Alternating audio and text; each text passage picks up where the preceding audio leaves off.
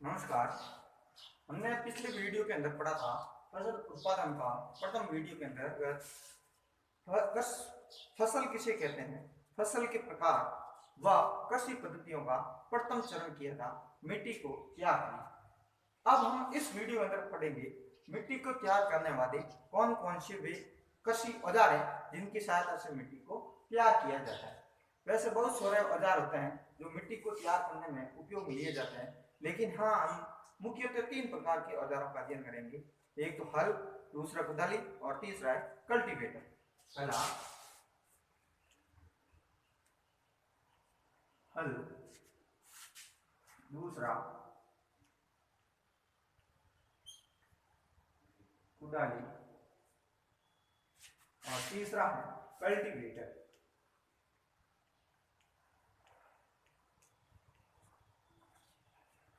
पहला औजार लेते हैं। हल क्या होता है? हल एक लकड़ी का बना हुआ औजार होता है। प्राचीन काल से ही हल का उपयोग खरपतवार को हटाने, खाद व उर्वरक को मिट्टी में मिलाने व मिट्टी को खुरचने और पोली करने के लिए हल का उपयोग किया जाता है। हल के अंतर्गत जो मुख्य भाग होता है वो एक लंबी लकड़ी का बना होता है। इस लंबी लकड़ी के भाग को कहते हैं हल शेफ्ट। हल शेफ्ट कहते हैं। एक सिरे पर इस पर लोहे की इस तरह मजबूत तिकोनी पत्ती होती है, लगी होती है। इस लोहे की मजबूत तिकोनी पत्ती को, ये लोहे की जो मजबूत तिकोनी पत्ती होती है, इस भाग को बोलते हैं हाल कहते हैं। ये वाला भाग कहलाता है, वो कहलाता है हाल। ये लकड़ी हल का मुख्य भाग है। और जो दूसरा सिरा होता है हल का, उस दूसरे सिरे का जोत के डंडे से जुड़ा होता है। इस जोत के डंडे को पक्षों की गर्दन के ऊपर रखा जाता है। इसे एक जोड़ी पक्षु व एक आदमी आसानी से इसको चला सकता है। ये तो हो गए हल। दूसरा जो यंत्र है वो होता है कुदाली। कुदाली हल के प्रकार का ही औजार होता है। इसका भी उपयोग मिट्टी को खुरचने, खरपतवार को हटाने व खाद व उर्वरक को मिट्टी में मिलाने के लिए किया जाता है। इस कुदाली के अंदर अंतर क्या होता है? हल का मुख्य भाग कुदाली के अंदर भी जो लकड़ी का बना होता है, लेकिन इसके सिरे, एक सिरे पर फाल की जगह दूसरा यंत्र लगा होता है। लोहे की एक चौड़ी और मुड़ी हुई प्लेट लगी होती है। इस भाग पर लोहे की इस तरह की प्लेट लगी होती है और लोहे की अगले सिरे पर ऐसी तिकोनी पत्ती होती है। यहाँ पर इस तिकोनी पत्ती ये प्लेट की तरह कार्य करती है, जो आसानी से मिट्टी को भेद देती है, और ये यंत्र कहलाता है वो कुदाली कहलाता है। वर्तमान के अंतर्गत मिट्टी को तैयार करने के लिए कल्टीवेटर द्वारा संचालित कल्टीवेटर का उपयोग किया जाता है। इस कल्टीवेटर के अंतर्गत समय भी कम लगता है और साथ में लोगों के द्वारा जो परिश्रम किया जाता है वो ज्यादा परिश्रम करने की आवश्यकता भी नहीं होती है, श्रम करने की आवश्यकता नहीं है। ये हो गए कृषि औजार जो मिट्टी को तैयार करने में काम आते। अगला नेक्स्ट बढ़ते हैं कृषि पद्धतियों का द्वितीय चरण, वह है बुआई करना।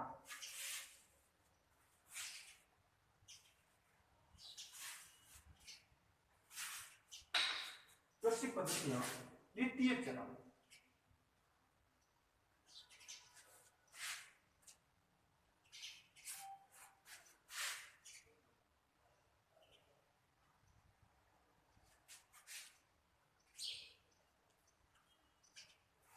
फसल उत्पादन के लिए सबसे बड़ा ध्यान रखना होता है हमेशा बुआई करने के लिए।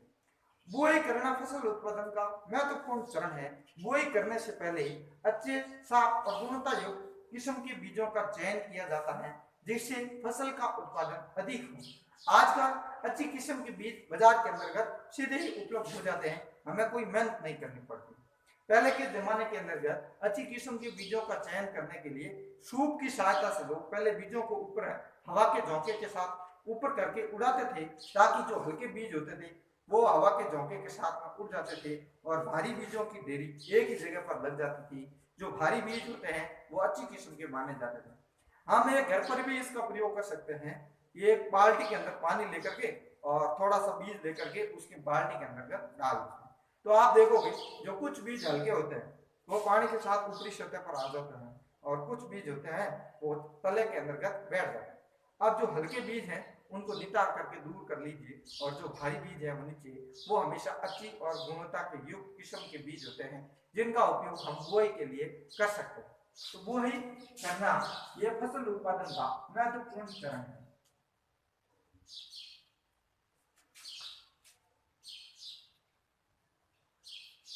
उत्पादन का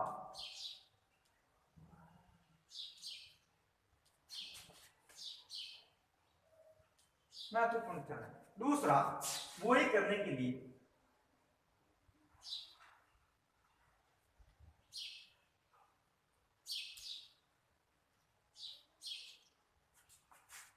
साफ और स्वस्थ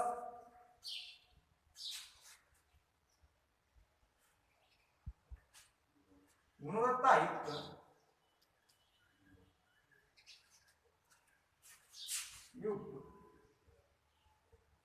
अच्छी किस्म के बीजों का चयन किया जाता है।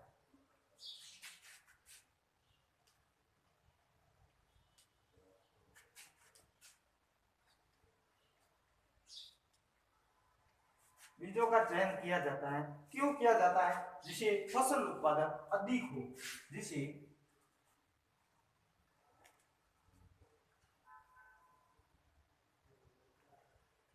फसल उत्पादन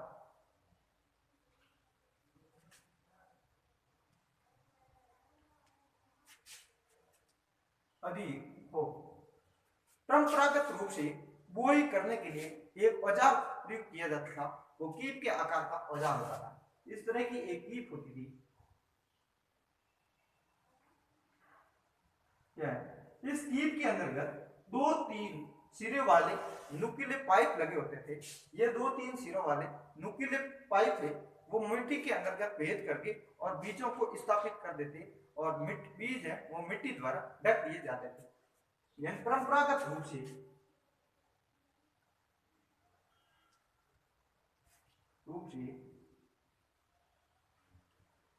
बीजों की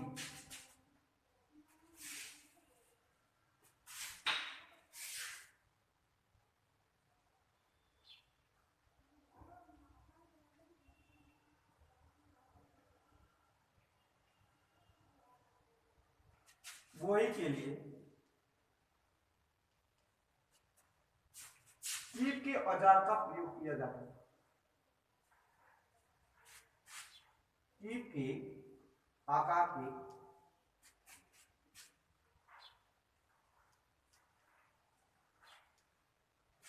औजार का प्रयोग किया जाता है। इस कीप के आकार के औजार में 2-3 सिरों वाले बीजों को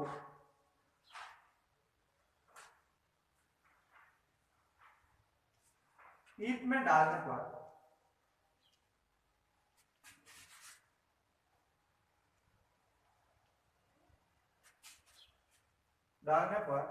बीज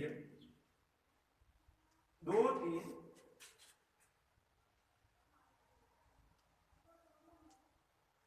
नुकीले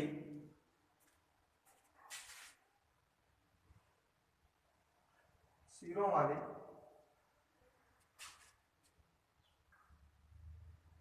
पाइप से गुजर कर मिट्टी में स्थापित हो जाता है।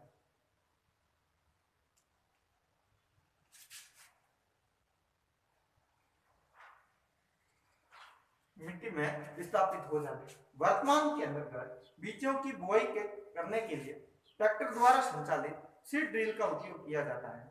सीड ड्रिल के अंदर उपयोग करने से एक तो समय की भी बचत होती है, साथ में ज्यादा परिश्रम की भी आवश्यकता नहीं होती है। सीड ड्रिल का उपयोग करने से बीजों के बीच में समान दूरी व गहराई बनी रहती है। साथ में सीड ड्रिल का उपयोग करने से यह भी निश्चित हो जाता है कि बीज है वो मिट्टी द्वारा पूर्ण रूप से ढक दिए जाते हैं और पक्षियों द्वारा खाए जाने से भी रोका जा सकता है। वर्तमान में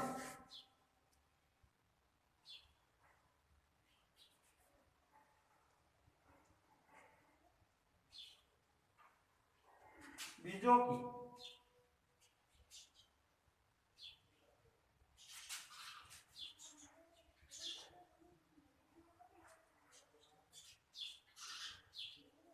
बुआई करने के लिए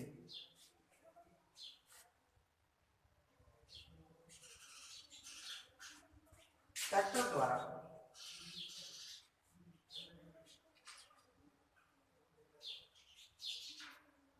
संचालित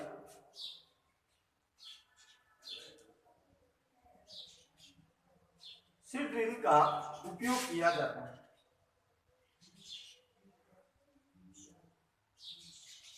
इससे लाभ क्या होता है? समय व श्रम की बचत, समय व श्रम की बचत होती है। दूसरा, बीज है वो पूर्णतया मिट्टी द्वारा ढक जाता है। बीज मिट्टी द्वारा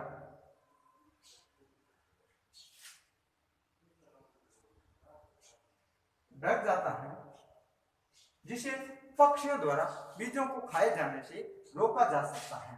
यह हो गया द्वितीय चरण, फसल की बुआई करना।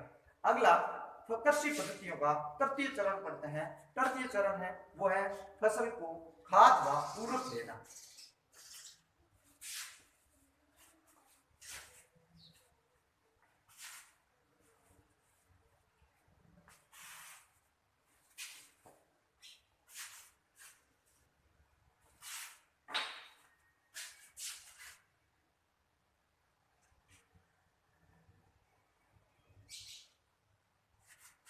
तृतीय चरण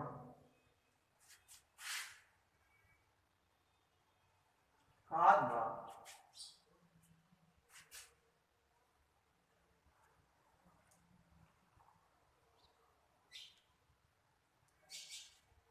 पूरक देना। खाद व पूरक किसको कहते हैं? वे पदार्थ जो मिट्टी के अंतर्गत पोषक स्तर को बनाए रखने के लिए मिलाए जाते हैं, उनको हम खाद व पूरक कहते हैं। आपने बहुत सारे खेतों के अंदर देखा होगा, एक खेत के अंतर्गत जो फसली पौधे हैं वो अच्छे हैं और पौधे भी स्वस्थ हैं, और किसी खेत के अंदर देखा होगा पास में खेतों के अंतर्गत पौधे होते हैं बहुत कमजोर होते हैं। ऐसा क्यों होता है? क्या कारण होता है? कभी भी खेतों को फसल के अंतर्गत एक फसल उगाने के बाद में तुरंत उसी स्थान पर दूसरी फसल उगा देते हैं। कभी भी खेत को खाली नहीं छोड़ा जाता है। तो लगातार फसलों को उगाने से मिट्टी के अंतर्गत क्या होता है? इन सब की बात, ये सभी बातें आती है वो खाद व पूरक देने से संबंधित होती है। तो खाद व पूरक देना कहते किसको है? सबसे पहले करते हैं परिभाषा।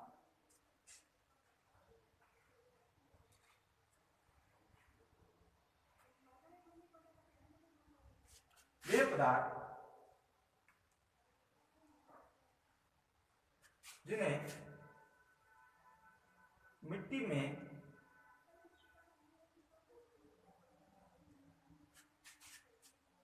पोषक स्तर को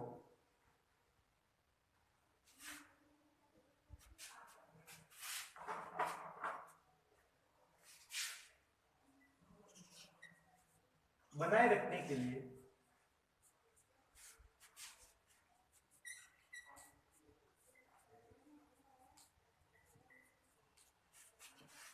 मिलाए जाते हैं,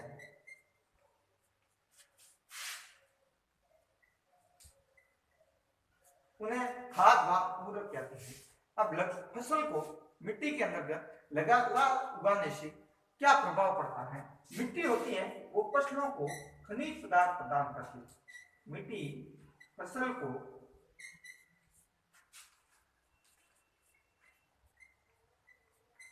खनिज पदार्थ प्रदान करती है,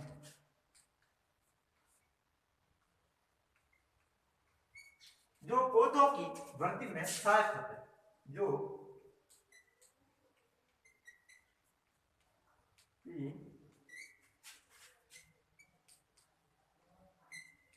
वृद्धि में सहायक होते हैं। फसलों को लगातार उगाने से मिट्टी के अंतर्गत पोषक तत्वों की कमी हो जाती है या मिट्टी में उर्वरक क्षमता धीरे धीरे कमजोर हो जाती है। इसी स्थिति को पूर्ति करने के लिए हम मिट्टी के अंतर्गत खाद व पूरक मिलाते हैं। मिट्टी में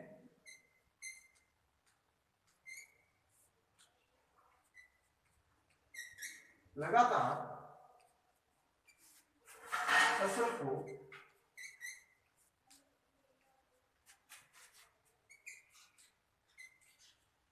गणेशी पोषकों की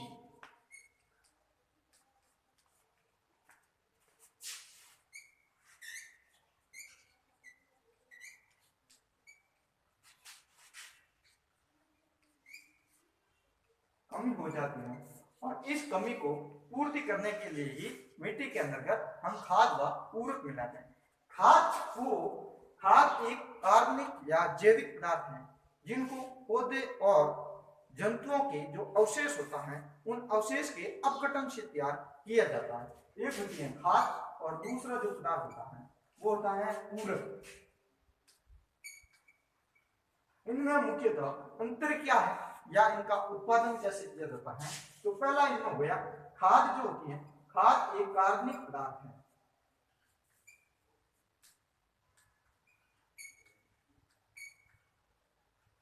कार्बनिक या कह सकते हैं जैविक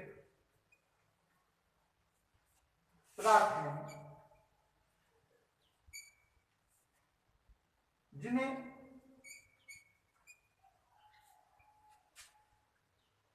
पौधों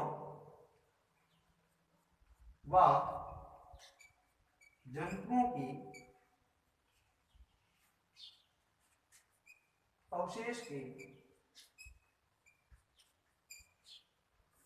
जंतुओं के अवशेष को अपघटन करा करके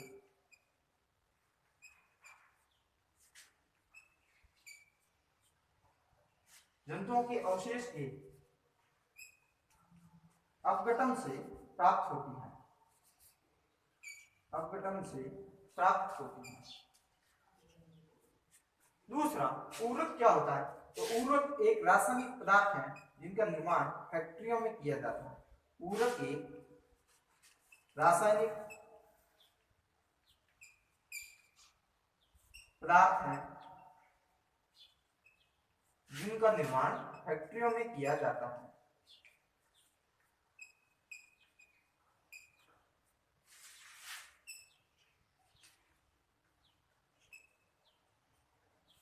फैक्ट्रियों में किया जाता है।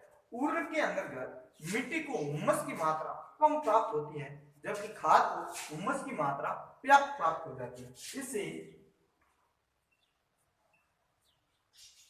मिट्टी को हुमस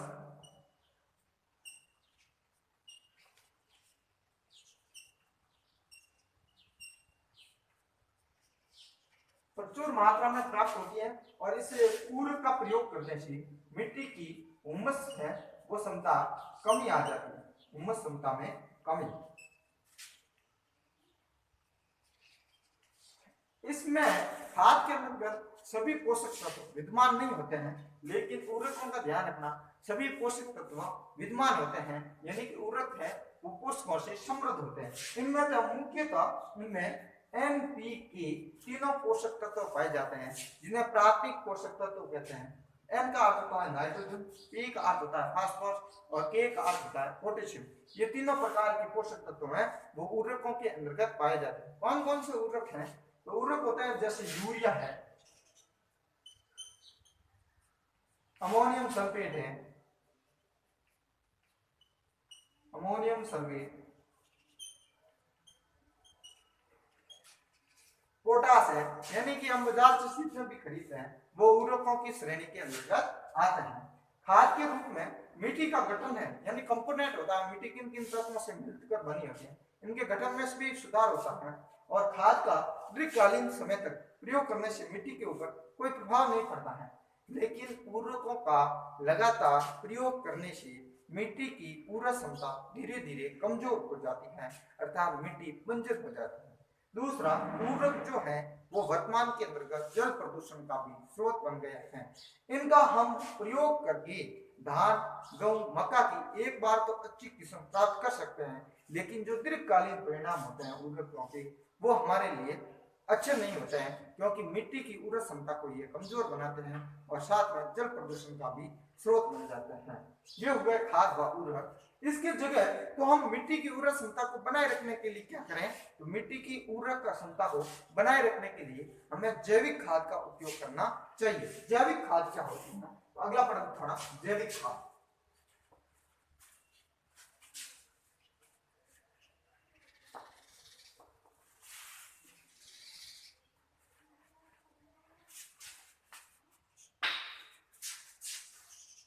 जैविक खाद के लाभ।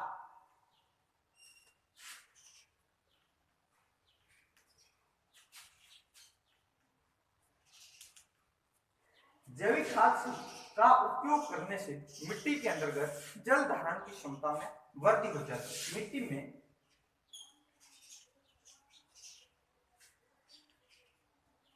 जल धारण क्षमता में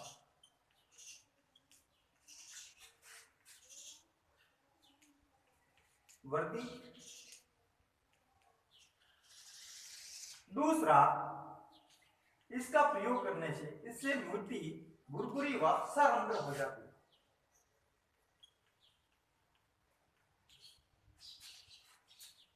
भुरभुरी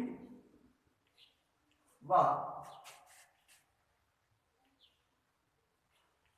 सरंध्र हो जाती हैं, जिससे गैस विनिमय सरलता से हो जाता है, जिसे गैस विनिमय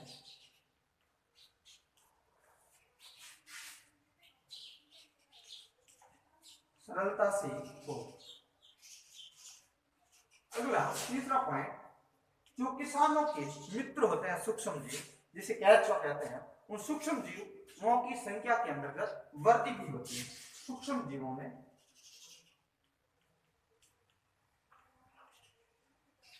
या लाभदायक सूक्ष्म जीव कह सकते हैं या किसानों के मित्र कह सकते हैं, इनकी संख्या में वृद्धि। किसानों की मित्र की संख्या में वृद्धि।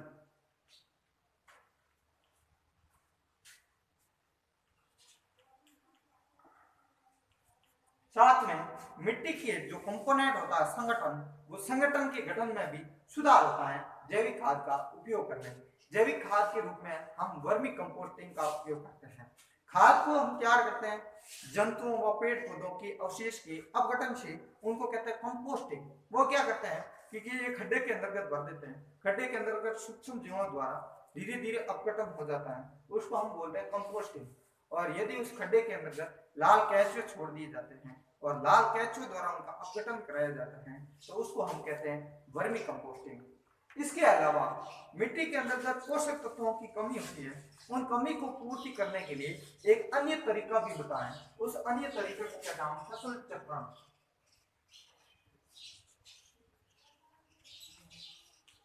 फसल चक्रण में क्या होता है कि मिट्टी के अंतर्गत एक फसल को बोने के बाद उसी स्थान पर दूसरी किस्म के पौधे या फसल को एकांतर क्रम में उगाना फसल चक्रण कहलाता है। जैसे पहले वर्षा ऋतु के अंतर्गत जब मूंगफली या चारा वाली फसल बोई जाती है, उसी स्थान पर शीत ऋतु के अंतर्गत गेहूं की फसल बो जाती है, जिससे मिट्टी के अंतर्गत नाइट्रोजन की पूर्ति बनी रहती है। इसके अलावा जो लेग्यूमिनेसी कुल होता है, फलीदार पौधे कहते हैं, उन फलीदार पौधों की जड़ों के अंतर्गत एक सूक्ष्म जीव पाया जाता है। उस सूक्ष्म जीव का नाम होता है राइजोबियम सूक्ष्म जीव। राइजोबियम, ये राइजोबियम सूक्ष्म जीव होता है, वो हमेशा फलीदार पौधों की जड़ों की ग्रंथिकाओं के अंदर पाया जाता है, जो वायुमंडलीय नाइट्रोजन स्थिरीकरण का कार्य करता है। वायुमंडलीय नाइट्रोजन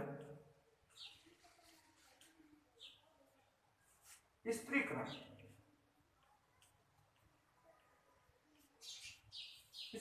का कार्य करते हैं।